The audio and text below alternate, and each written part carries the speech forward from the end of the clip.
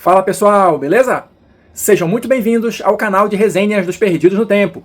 E hoje é dia de seguir adiante na nossa exploração do Rebel R, Narrativas Estelares, um jogo de sci-fi e exploração espacial da Secular Games, escrito pelo Júlio Matos, que a gente está destrinchando aqui no canal, passando por todos os capítulos, com o objetivo de apresentar para vocês uma ideia geral de qual é a proposta, qual é a pegada do jogo, para quem ainda não conhece, Se você está chegando agora, mas quer saber tudo que a gente já comentou sobre o Rebel R, não tem problema, não entre em pânico, se liga aqui na nossa playlist exclusiva que vai concentrar todo o material que a gente fizer a respeito desse jogo. E se você quiser, a partir desse ponto, seguir na viagem junto com a gente, é só se inscrever aí no canal e ativar o sininho, porque toda semana tem vídeo novo. Então olha só pessoal, para a gente começar aqui o nosso vídeo de hoje, só para situar todo mundo, nós ainda estamos no capítulo 2, como funciona esse jogo.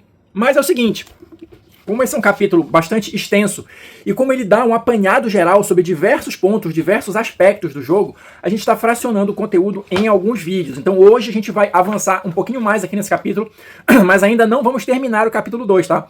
Eu gosto, às vezes, de diminuir um pouquinho o ritmo, para a gente poder ver com a devida atenção detalhes que eu considero importantes para o jogo. Muito embora tudo que a gente esteja falando aqui vai ser destrinchado com mais minúcias, com mais detalhes, em capítulos específicos mais para frente no livro. Pelo menos é o que dá a entender aqui pela leitura. Mas ainda assim, eu acho melhor a gente chegar nesses capítulos posteriores já com alguma coisa, com alguma ideia sedimentada na cabeça, beleza? Então, vamos lá começar a explorar essa parte do capítulo 2. Então olha só, pessoal, a gente vai começar a partir desse tópico aqui. Tramas, naves estelares e outras coisas importantes, tá? A gente vai começar a partir daqui a nossa exploração de hoje. E aqui, basicamente, o que a gente vai ter? De início, a gente vai ter um tópico chamado Como Funciona essa sessão de jogo, que vai apresentar aqui, aqueles conceitos básicos, iniciais, para quem ainda não teve contato com o RPG, quem de repente está começando, está querendo jogar RPG, começando com o Rebel R. É interessante quando os livros têm esse lado mais didático, vamos chamar assim, porque a gente nunca sabe quando aquele livro pode ser o primeiro livro de RPG de alguém, Então é importante pelo menos citar alguma coisa ali, situar as pessoas, porque caso seja o seu primeiro contato com RPG, você fica um pouquinho menos perdido, acredito eu. Mas assim, além de dar esses conceitos iniciais, de como é que funciona a sessão, que é uma conversa e tal, aquela coisa toda, ele também vai descendo em alguns pontos que são particulares, que são específicos, do Rebel R. Como, por exemplo, ele vai falar aqui um pouquinho sobre a questão da trama, que na verdade é como se fosse o mote, o fio condutor da história que você vai contar ali, Então isso também é importante de ser dito para quem não tem familiaridade com RPG, como é que as coisas mais ou menos se organizam. Vai falar também da questão da ficção compartilhada, que é algo muito presente aqui no Rebel R, que é aquele tipo de, na verdade, parando assim para analisar friamente, acredito eu até que a gente faça isso em diversos outros jogos, ainda que instintivamente e ainda que isso não seja muito claro em outros jogos. Porque assim, o que seria essa ficção compartilhada? É justamente quando o narrador e os jogadores vão construindo ali aquele mundo, aquele universo, aquela cena, aqueles personagens coadjuvantes juntos. Então esse bate e volta ali de narrador apresentar a situação, os jogadores perguntarem alguma coisa, algum esclarecimento, e o narrador devolver isso, e a partir disso surgirem outros questionamentos. Tudo isso, a grosso modo, vai se constituindo aí numa ficção compartilhada, numa criação de uma narrativa compartilhada, porque todo mundo está participando, está contribuindo de algum jeito. De repente, a pergunta que o jogador fez vai ajudar ali o narrador a esclarecer um ponto que ele não tinha pensado direito, vai inserir algum elemento novo ali naquela cena, naquela trama, enfim. Tá tudo embolado ali e tudo faz parte do objetivo final, que é todo mundo se divertir. Um ponto que eu acho mais interessante de destacar, assim, porque isso provavelmente vai ter repercussões ao longo do livro, é o seguinte, ele destaca aqui que no caso do Rebel R, a gente tem, dois tipos de ficção compartilhada. E como é que ele vai dividir isso? Ele vai dividir isso em ação das protagonistas, que é justamente aquilo que a gente está mais acostumado, a ação individual, de cada personagem ali, as decisões, as escolhas, o que aquele personagem vai fazer diante de determinada situação. Isso seria a ação da protagonista, ou das protagonistas. E a gente tem também aqui a ação de todo mundo ali em conjunto, basicamente, mas não exclusivamente, quando os personagens estão controlando a nave. Ou a gente vai ver mais pra frente, talvez até acho que no próximo vídeo, não estou bem lembrado agora, existem situações também que mesmo fora da nave, as personagens vão precisar agir em conjunto, o que também é algo meio raro na RPG, Não sei na experiência de vocês, mas geralmente é aquele cada um por si e meio que dá certo no final, Mas aqui no Rebel R a gente vai ter essa possibilidade com reflexos no sistema mesmo, de ações em que o grupo vai precisar tomar em conjunto. Tá? Então tem esses dois tipos de ação, né? A ação das protagonistas e essas ações em conjunto que geralmente, mas nem sempre, estão vinculadas ali ao controle da nave. Uma tarefa que o grupo inteiro precisa fazer de forma coordenada. E para fechar, como também é meio de praxe em jogos com essa pegada mais narrativista, como é o caso aqui, tudo que for dito, criado, sugerido, incorporado, né, à narração, precisa ter coerência, precisa fazer sentido com o que está sendo criado ali na ficção, a ficção compartilhada. Eu não posso, de repente, inserir um elemento novo que contradiga algo que já estava rolando ali, que já estava meio que estabelecido. Então, esses são os princípios básicos aqui, né, que essa parte do capítulo abre apresentando para gente. Na sequência, o capítulo abre um tópico aqui falando também mais um pouquinho sobre a questão da narrativa, né? Então, na verdade, aqui também vai nessa pegada de mostrando, ensinando, destrinchando algumas coisas. E qual seria, em última análise, o objetivo de vocês ficarem jogando ali sessões e sessões de um RPG, né? Então, aqui no caso do Rebel R, o objetivo seria construir uma ficção coletiva e, principalmente, descobrir o que acontece com as protagonistas, como elas lidam com os poderes que o Zig, né, o narrador, colocará em seu caminho e como elas vão mudando ao longo do tempo. É isso que vai motivar o grupo a continuar jogando e criar suas próprias narrativas. E aqui ainda nesse bolo da questão da narrativa, o livro apresenta pra gente outros dois conceitos, vamos chamar assim, né, que seriam os objetivos e as ameaças. Esses dois conceitos, esses dois elementos, têm que estar inseridos ali na sua narrativa, porque eles também vão ajudar a movimentar as coisas para frente. Então, assim, exemplificando aqui, vou ler mais um trechinho do livro. Os objetivos são conquistas, missões ou outras coisas que venham a se tornar interesse das protagonistas dentro de um contexto proposto pela trama.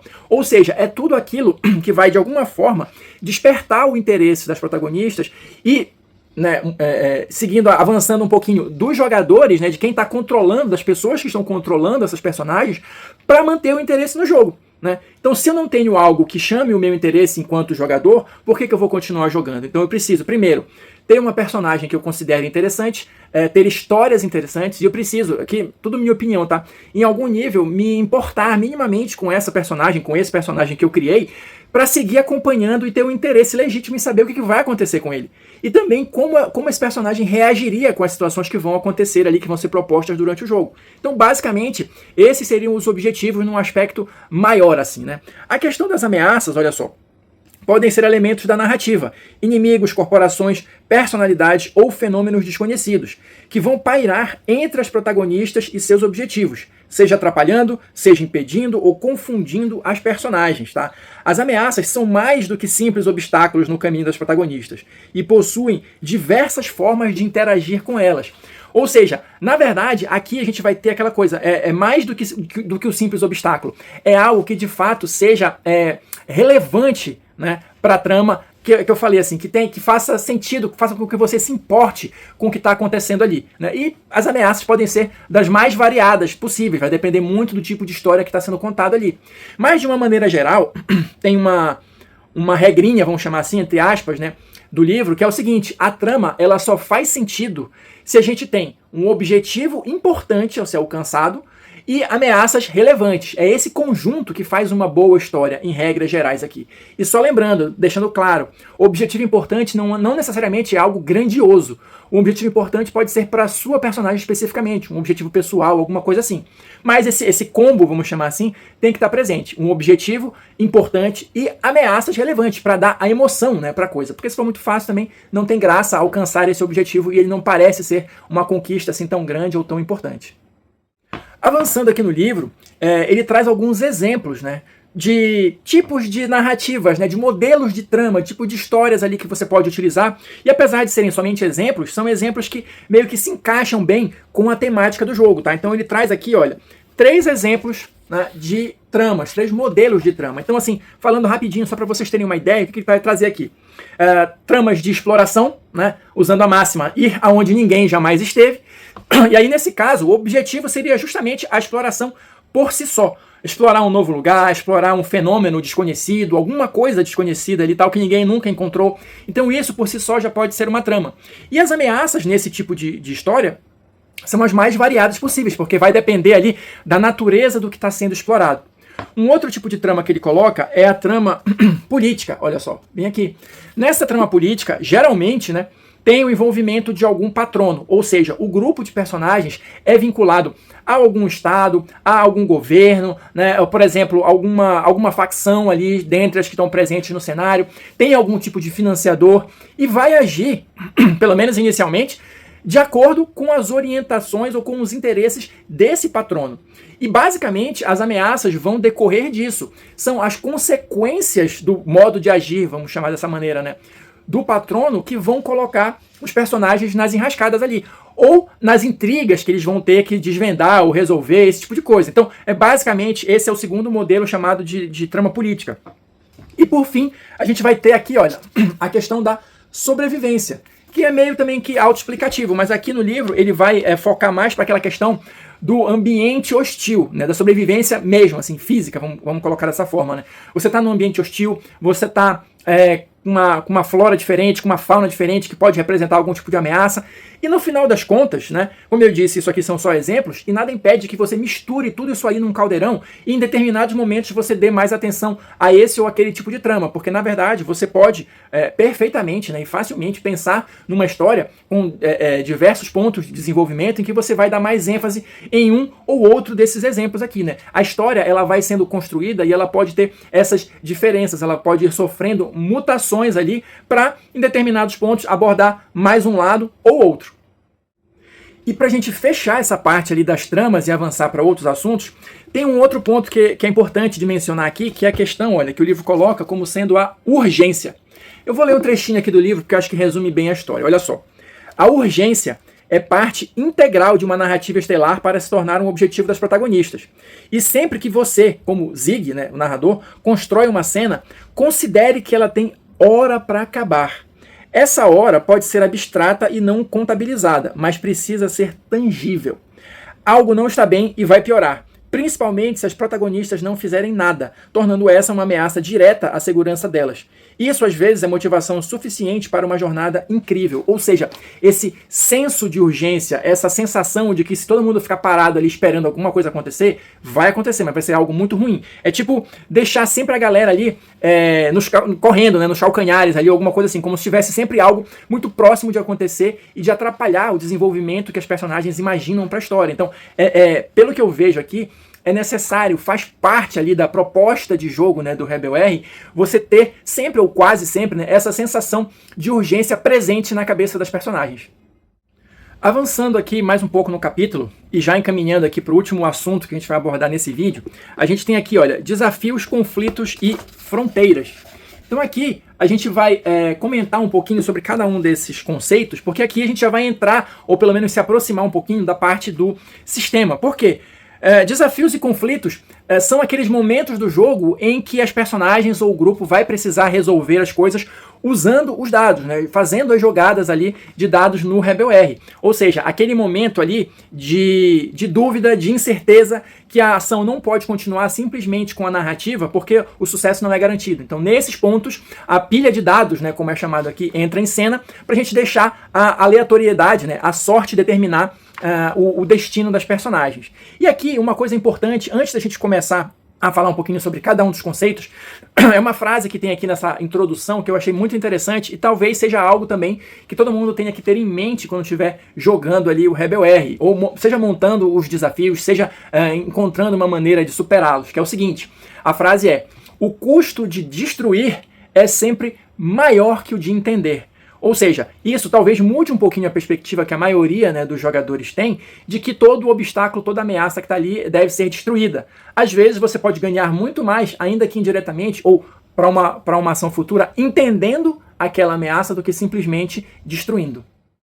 Falando agora um pouquinho sobre esses elementos, eu vou ler um trechinho aqui do livro para resumir o que seriam os desafios. Se liga aí.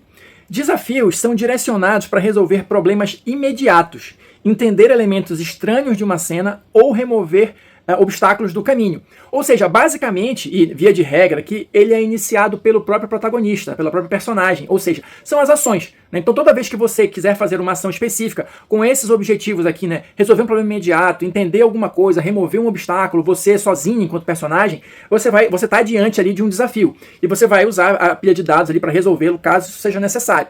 É diferente do conflito. O conflito também vai utilizar uma pilha de dados para resolução, mas olha só o que ele significa. Conflitos são ações complexas e dramáticas, envolvendo o grupo de protagonistas. E normalmente esse tipo de ação é iniciada pelo Zig, pelo narrador, quando há algum interesse agindo diretamente contra todas as protagonistas, estando elas em grupo ou dentro da sua nave. Ou seja, qualquer situação em que o grupo precise resolver ali ou suplantar aquele obstáculo em conjunto seria um conflito. E normalmente isso é determinado pelo Zig. Tipo, olha, vocês estão agora numa situação de conflito e tal, o que vocês vão fazer? Né? Ou encaixando isso melhor na narrativa, enfim, eu estou dando aqui só um exemplo para vocês entenderem. E quando a personagem individualmente vai fazer isso ou aquilo, seria uma questão de desafio que ela própria, sozinha, com a sua própria pilha de dados, vai conseguir dar conta da situação. Um ponto importante de mencionar também é o seguinte: os conflitos, eles também têm uma subcategoria, vamos dizer assim, que o livro chama aqui de ameaça. O que seria essa ameaça? É um perigo maior e de um escopo maior também. É uma entidade poderosa, é um fenômeno, é tipo o mote principal da aventura, alguma coisa assim, o boss final, tá? Entre aspas, mais ou menos isso, que também vai demandar o esforço de todas as personagens, de todas as protagonistas juntos para serem derrotados, né, para ser derrotado, e também ele vai influenciar, essa ameaça vai influenciando indiretamente a ação das personagens durante as sessões de jogo. Então também uma outra formulazinha, né, básica que o livro apresenta é que geralmente, né, via de regra, uma trama tem vários desafios, coisas que as personagens vão resolvendo sozinhas ali individualmente, e uma ou mais ameaças, ou seja, algo maior que vai precisar da união de todas as personagens para que seja derrotada. E claro, nesse meio termo aí você também vai ter ali alguns conflitos pelo meio, algumas outras situações menores, aqui entre aspas, que vão precisar da ação em conjunto de todos os personagens para que elas consigam chegar na ameaça final, que também vai precisar ser derrotada em conjunto. E para a gente fechar, o último conceito presente aqui nessa seção do livro é a questão das fronteiras da trama. Isso aqui, basicamente, é uma maneira de você marcar a conclusão daquela trama específica, daquele capítulo, daquela parte da história das personagens. Por quê? Quando aquela trama se encerra, você tem uma fronteira de trama, ou seja, você tem ali um marco, né, para o próprio cenário, que vai representar ali, ou o ideal é que represente, as consequências das decisões das personagens. Como elas influenciaram ou começaram a influenciar o andamento do próprio cenário. Quais são as consequências relevantes que as escolhas que elas fizeram durante as sessões de jogo vão repercutir, né, dali para frente. E isso seria uma fronteira de trama, um marco para o cenário. Então é isso, pessoal. Vou ficando por aqui. Espero que vocês tenham curtido aqui mais um capítulo de Rebel R, Narrativas Estelares. No próximo vídeo continuamos ainda no capítulo 2, tá? Então, quem assistiu até agora, muito obrigado. Deixa aí seu like, seu comentário pra gente continuar batendo papo. E a gente se encontra nas próximas resenhas.